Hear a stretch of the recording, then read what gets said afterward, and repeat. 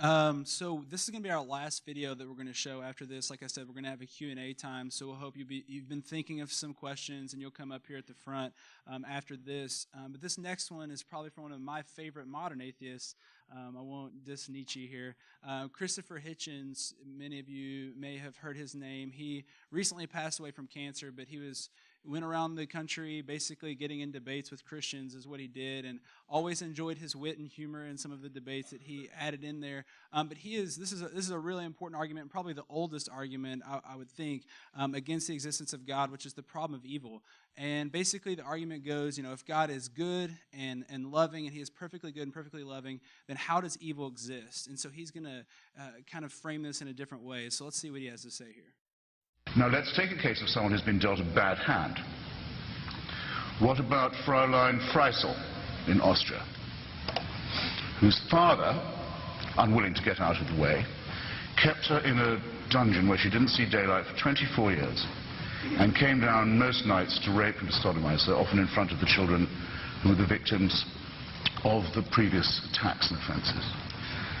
And it's only purely by accident that Herr Freisel is now in custody.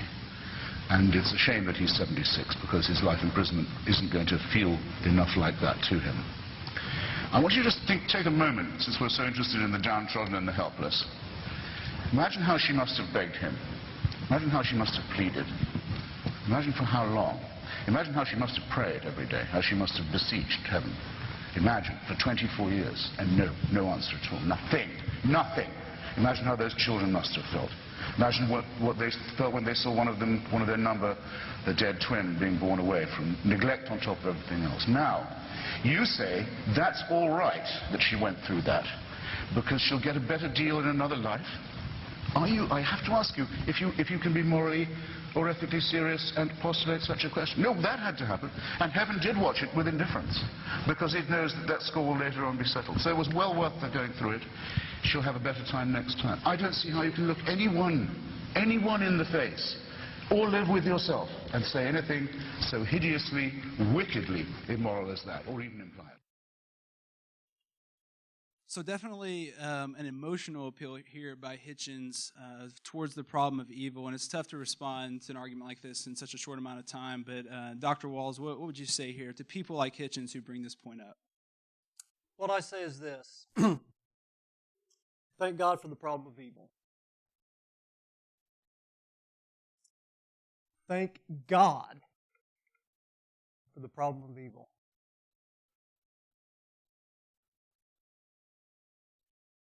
Why is evil a problem anyway? I mean, think about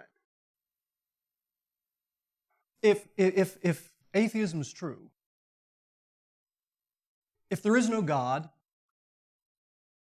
if things evolve purely by way of naturalistic evolution, and goodness is not an ultimate fabric of the universe, okay? And the same laws of nature that simply brought us into existence are going to destroy us all in the end anyway. And that's where it's all headed. Death and destruction are the end of the game for everybody in a universe that was not brought into existence for a meaningful purpose or intention. I'll just ask you the question. Is evil a problem in this universe? What's a practical problem? Yeah. It's inconvenient. It's painful. But is it a problem in the sense that it shouldn't be this way? Why not? Why shouldn't it be this way? Why shouldn't terrible things happen in a world that just came up with no intention or no design? It's going to eventually be destroyed anyway. And evolution happened by the strong surviving and the weak losing. Is it a problem in this universe? You know why evil's a problem? Evil's a problem if you think there's a good God who's all-powerful and knows everything. Then by God, why does it exist? You got to ask that question. But let me tell you, if there's no God like that, why wouldn't there be evil? Why would you be surprised? Why would you be outraged about it? I mean, yeah, it's unfortunate. Yeah, it's painful.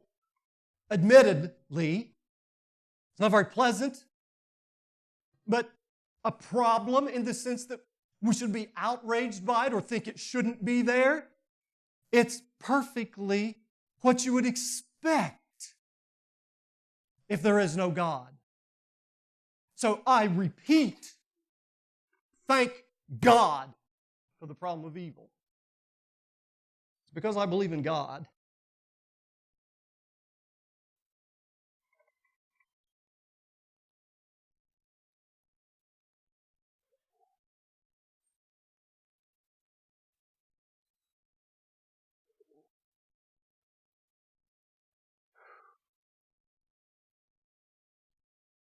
Because I believe He created this world.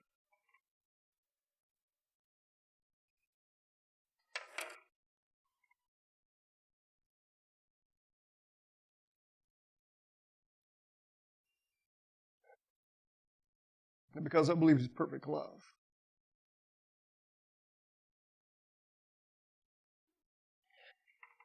That's what gets to me.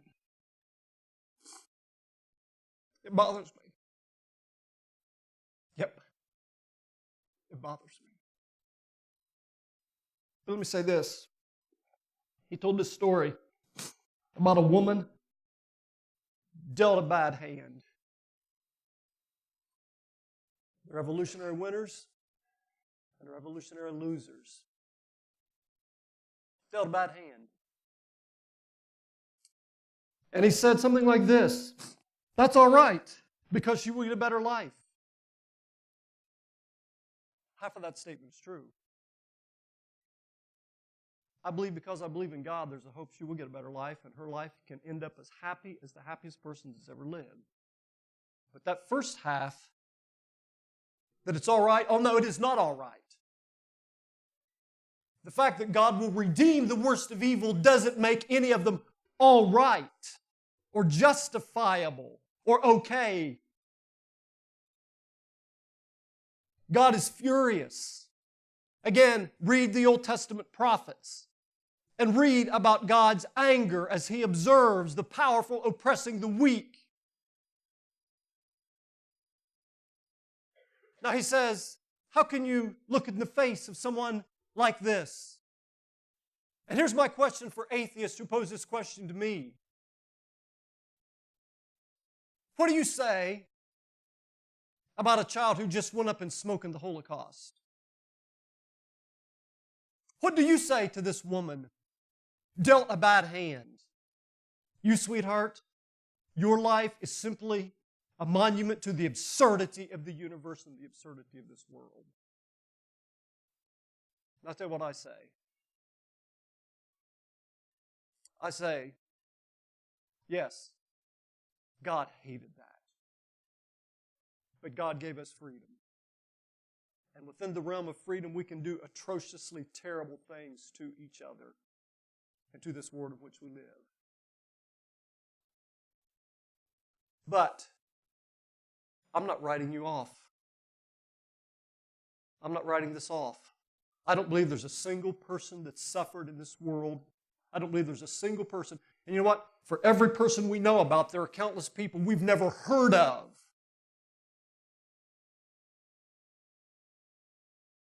I believe God knows the name of every one of them.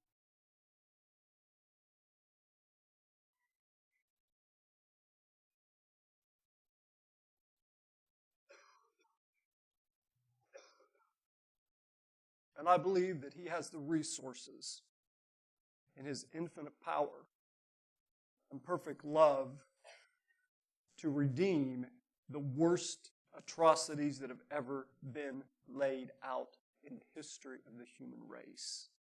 There's not a one of them beyond His power and His creative grace. So, you want to ask me what I say in the face of someone like that? What do you say? Just write them off? Consign them to oblivion? That's your answer? I would say this to an atheist. If you're really morally sensitive, if you really care about these victims of terrible suffering, you ought to at the very least hope that God exists. If there's any chance at all there's a God, you ought to hope it's true for the very sake of these people on whose behalf you're expressing outrage. Because the way you're expressing outrage simply consigns them to absolute, utter oblivion and meaninglessness. We're right now in a period of Lent. We're celebrating one of the worst evils in the history of the world. We're also going to be celebrating at the end of it the greatest hope that evil can be defeated or exists. That God raised Jesus from the dead. The resurrection is a great victory because it involves a great evil. And it involves God's action in history to demonstrate to us that love is stronger than death, that justice is stronger than injustice, that good and right are stronger than evil. So yes, the problem of evil, it gets to me. But thank God for the problem of evil.